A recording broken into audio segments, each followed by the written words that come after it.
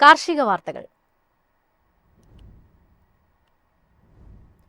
പ്രധാനമന്ത്രി കിസാൻ സമ്മാൻ നിധിയുടെ 22ാം ഗഡു ഫെബ്രുവരിയിൽ നൽകുമെന്ന് സൂചന. തുക വർദ്ധിപ്പിക്കുമോ എന്ന കാര്യത്തിൽ ഇതുവരെ ഔദ്യോഗിക സ്ഥിരീകരണമില്ല. വരാനിരിക്കുന്ന കേന്ദ്ര ബജറ്റിൽ കർഷകർക്ക് ആശ്വാസകരമായ പ്രഖ്യാപനങ്ങൾ ഉണ്ടാകുമെന്ന പ്രതീക്ഷയും ശക്തമാകുന്നു. പ്രധാനമന്ത്രി കിസാൻ സമ്മാൻ നിധിയുടെ 22ാം ഗഡുവിനെ കുറിച്ചുള്ള ചർച്ചകൾ വീണ്ടും സജീവമായിരിക്കുകയാണ്. രാജ്യത്ത് കോടിക്കണക്കിന് കർഷകർക്ക് സാമ്പത്തിക സഹായം നൽകുന്ന പദ്ധതി കാർഷിക മേഖലയിൽ ആശ്വാസകരമാണ്.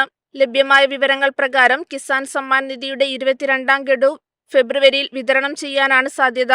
അതേസമയം വർദ്ധിച്ചുവരുന്ന കാർഷിക ചെലവുകൾ കണക്കിലെടുത്ത് ഈ വർഷം സഹായത്തുക വർദ്ധിപ്പിക്കുമെന്ന അഭ്യൂഹങ്ങളും ശക്തമാണ്. എന്നാൽ 22ാം ഗഡു ലഭിക്കാൻ KYC മാത്രം മതിയാകില്ല എന്ന വിവരങ്ങളും പുറത്തുവരുന്നുണ്ട്. ദ്വിതീയ ID ഉൾപ്പെടെയുള്ള രേഖകൾ പൂർണ്ണമായിട്ടുള്ള കർഷകർക്ക് മാത്രമേ ചില സാഹചര്യങ്ങളിൽ ആനുകൂല്യം ലഭിക്കൂ എന്നാണ് സൂചന.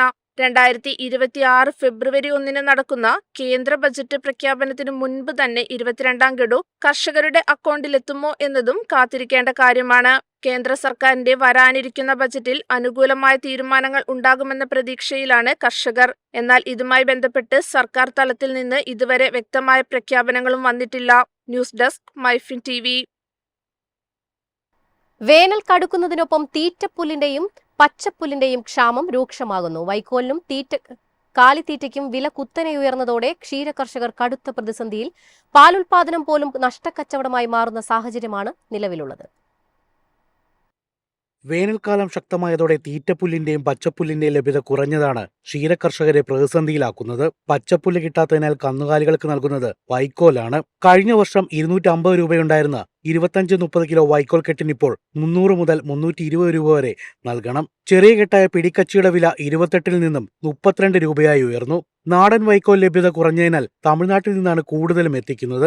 ആവശ്യകത കൂടിയതും ലഭ്യത കുറഞ്ഞതുമാണ് വിലവർദ്ധനവിന് കാരണം. തമിഴ്നാട്ടിലെ മകരക്കൊയ്ത്ത് ആരംഭിക്കുന്നതോടെ അടുത്ത മാസം വില കുറയാൻ സാധ്യതയുണ്ടെന്ന് വ്യാപാരികൾ പറയുന്നു.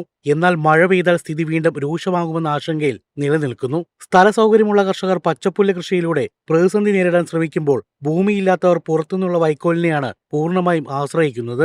ഇതിനിടയിൽ സർക്കാർ സംവിധാനത്തിൽ വൈക്കോൽ മുൻകൂട്ടി സംഭരിച്ച് കർഷകർക്ക് ലഭ്യമാക്കണമെന്ന ആവശ്യം ശക്തമാക്കുകയാണ്. അതേസമയം ഗുണനിലവാരക്കുറവ് കാരണം കുട്ടനാടൻ വൈക്കോലിനുള്ള ആവശ്യകത കുറഞ്ഞതായി വ്യാപാരികൾ പറയുന്നു. തമിഴ്നാട്ടിൽ നിന്നുള്ള വൈക്കോൽ ദീർഘകാലം കേടുകൂടാതെ സൂക്ഷിക്കാനാവുന്നതാണ് അതിന് കൂടുതൽ പ്രിയം ലഭിക്കാൻ കാരണം. അതേസമയം കാലിത്തീറ്റ വിലയും കുത്തനെ ഉയർന്നു.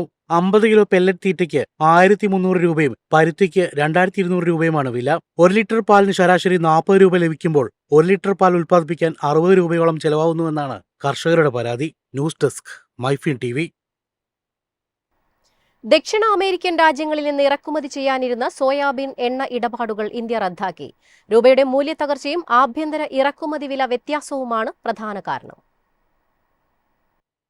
രൂപ ഡോളറിനെതിരെ ദുർബലമായതും ആഭ്യന്തര സോയാബീൻ എണ്ണയേക്കാൾ ഇറക്കുമതി എണ്ണയ്ക്ക് വില കൂടുതലായതുമാണ് ഇന്ത്യയെ വലിയ തീരുമാനത്തിലേക്ക് നയിച്ചത്. ബ്രസീൽ, അർജന്റീന തുടങ്ങിയ ദക്ഷിണ അമേരിക്കൻ രാജ്യങ്ങളിൽ നിന്നുള്ള ഏകദേശം 1.3 ലക്ഷം ടൺ സോയാബീൻ എണ്ണയുടെ ഇറക്കുമതി കരാറുകൾ ഇന്ത്യൻ ഇറക്കുമതിക്കാർ റദ്ദാക്കി. ഫെബ്രുവരി മുതൽ ഏപ്രിൽ വരെ എത്തേണ്ട 45,000 ടൺ എണ്ണ കരാറുകളാണ് അടുത്തിടെ റദ്ദാക്കിയത്. ഡിസംബറിൽ മാത്രം 85,000 ടൺ ഇടപാടുകൾ പിൻവലിച്ചിരുന്നു. ജനുവരി 22-ന് സോയാബീൻ ക്രൂഡ് ഓയിലിന്റെ CIF വില ടണ്ണിന് $1,248 ഇത് ക്രൂഡ് പാം ഓയിലിനേക്കാൾ $121 അധികമാണ്. അതേസമയം രൂപയുടെ മൂല്യം ഡോളറിന് 91.63 രൂപയെ താഴ്ന്നതും ഇറക്കുമതിയെ കൂടുതൽ ചെലവേറിയതാക്കി. ഇതിനിടെ അമേരിക്കയിലെ ബയോഡീസൽ നയം മാറ്റങ്ങളും ചൈനയുടെ വലിയ സോയാബീൻ വാങ്ങലുകളും ആഗോള വിപണിയെ വിലയുയരാൻ കാരണമായി. ഇന്ത്യയിൽ ഡിസംബറിൽ സോയാബീൻ എണ്ണ ഇറക്കുമതി 37% വർദ്ധിച്ച് 5.05 ലക്ഷം ടണ്ണിലെത്തി. ആഭ്യന്തരമായി മധ്യപ്രദേശിലെ ഭവാന്ദർ ഭുക്താൻ യോജന കർഷകർക്ക് ആശ്വാസമാകുകയാണ്. സർക്കാർ ഭൗതിക സംഭരണം ഉറപ്പാക്കി MSP ഉറപ്പാക്കുന്ന ഈ പദ്ധതിയിലൂടെ 16 ലക്ഷം ടൺ സോയാബീൻ ഇതിനകം വിറ്റഴിക്കപ്പെട്ടു. ഇതിന്റെ ഫലമായി ആഭ്യന്തര വിപണിയിൽ സോയാബീൻ വില ക്വിന്റലിന് 5,200 നിന്നും 5,250 രൂപയായി ഉയർന്നു. ഒരു മാസം മുമ്പുണ്ടായിരുന്നത് 4,500 രൂപയായിരുന്നു. News desk MyFin TV.